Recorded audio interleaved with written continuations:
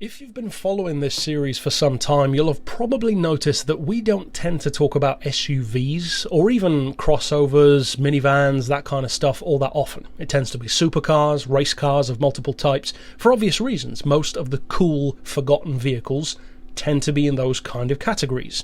Prototype race cars, Can-Am cars, rally cars sometimes, concept supercars, and just occasionally we do talk about something that's a little bit more practical. The Genesis, for instance, from a few weeks ago, which is essentially a super minivan, in the vein of the Espace F1 and the Zara Picasso Cup. Another one, a very early episode in this series, in fact. A category that we don't look into very much, though, is SUVs. And there's a reason for that. The vast majority of high-performance, really good SUVs, in other words, are pretty well known. In fact, as soon as I mention that, you can probably think of some. Your Porsche Cayennes, Volkswagen Touaregs, Mercedes AMG models of the ML and the GL and the G-Wagon, numerous others, Jeep, Dodge even with trucks, Ford with the Raptor. It's a huge market, to the point where companies who would have never admitted to even considering the idea of producing something like that have changed their minds completely purely because the demand in that market is so high. Companies like Rolls-Royce, Bentley, even Maserati with the Levante, Aston Martin, Ferrari currently in development, and Spyker, of all people. I mean, who would have ever thought that Spyker would make an SUV? Now, to this date, at least at the time of releasing this video, they haven't produced one, but they did make two different concepts, which have recently come into being my personal favourite concept car, just edging out my former favourite of the Cadillac 16 concept. And I would actually say that I love the Spyker SUV so much, the D8 and the D12 respectively, depending on the engine, to the point where it would actually be my dream car over the Ferrari FF had they actually produced it. But they didn't.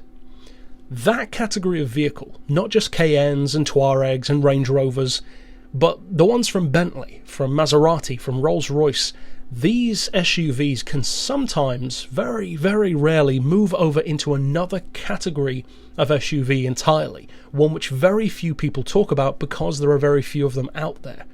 And that is SSUVs, Super Sport Utility Vehicles. Now, a super sport utility vehicle is not just an SUV with even more power, because they've been doing that for years. Every time a facelifted SUV comes out, it gets a bit more power, a bit more performance. That's not what the case is here.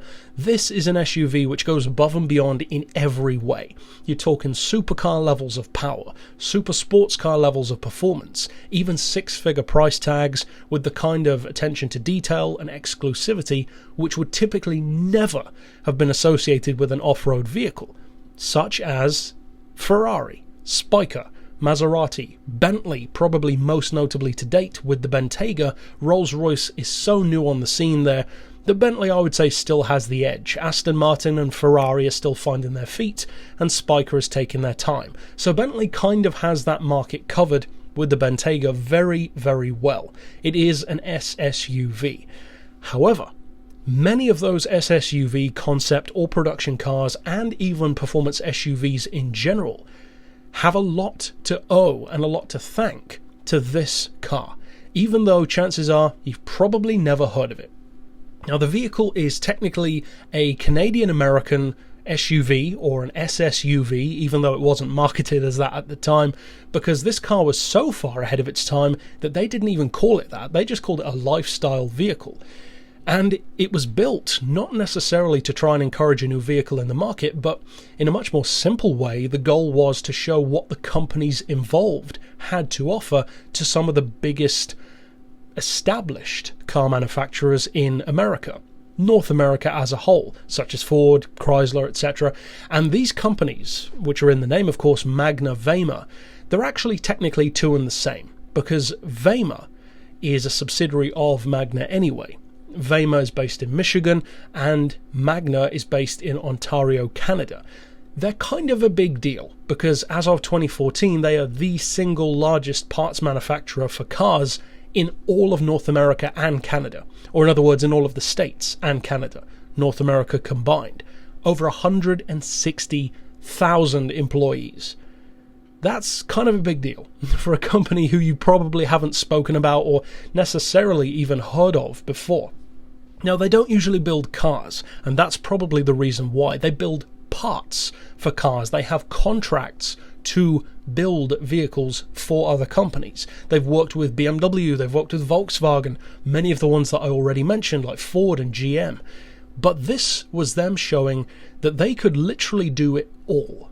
They could build a car from the ground up using all of their different subsidiaries and all of those sub-skills to in-house create their own vehicle to potentially dominate the market. And that's where this car comes in, the Terrero. Because for one thing, it certainly looks the part. Whether you like the look of it or not, personally I do, but I could fully understand why somebody thinks it looks weird, because it kind of does. It's dated, let's be honest. But it's a vehicle which would have certainly stood out on the market. Doubtless it would have changed a bit to a production scale, but the level of effort put into this car's production, at least the one that was produced, is very impressive. This was no hollow plastic show car with a wooden engine. This is a fully working prototype, to the point where it was almost production ready. Now, the car is overhauled in every way compared to what it needed to be. The engine, for instance, is a drag technology-derived, all-aluminium, naturally aspirated 8.1 litre V8. It puts out over 530 horsepower, 570 pound-feet of torque, has an automatic gearbox, full-time four-wheel drive, and when you put that into an SUV or an SSUV or a lifestyle vehicle, as they referred to it as the time, or at the time, the performance was pretty much unparalleled. There was next to nothing in this kind of category, even in a production sense, that could keep up with it. You're looking at around 150 miles per hour, which probably doesn't sound that amazing by today's standards, but if you bear in mind that is as quick or even quicker than something like a Volkswagen Touareg V10, which was like 20 years later, and even faster than a Porsche Cayenne V8S from the early 2000s as well. Bearing in mind this car was produced as a concept, of course, in 1988. Talk about being ahead of its time.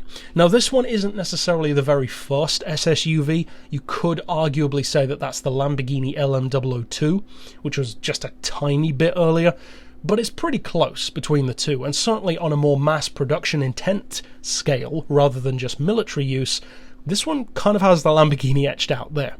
And in terms of the effort put into the car, the kind of quality and production, it wasn't just the engine. The interior has a lot of thought put into it. As I said, didn't necessarily age too well. It has that very distinctive, what we thought the future would look like kind of vibe to it, where the buttons are very big and the colours are very bright, which is kind of popping in a bad way when you look back at it.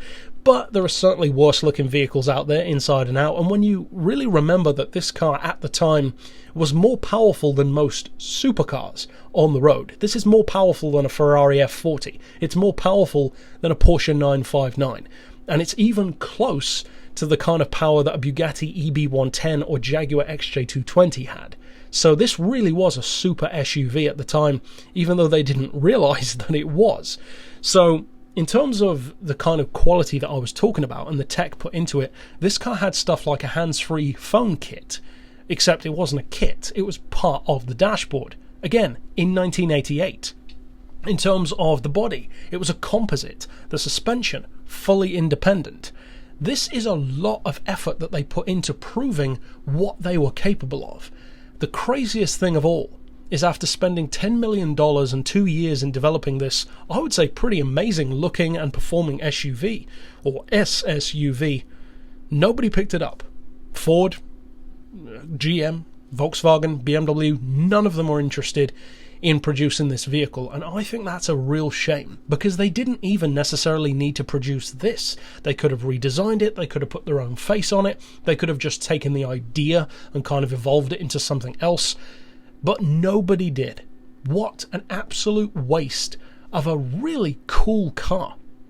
Because even if you don't think it's the prettiest thing around, it's very significant. This car is arguably the uncredited granddad of SUVs and definitely SSUVs, and it deserves to be talked about more. So ultimately, I would say that this is probably one of my favourite concept cars of this series so far. I love SUVs anyway, especially really high performance ones, and for me this will definitely have a special place for me from here on out.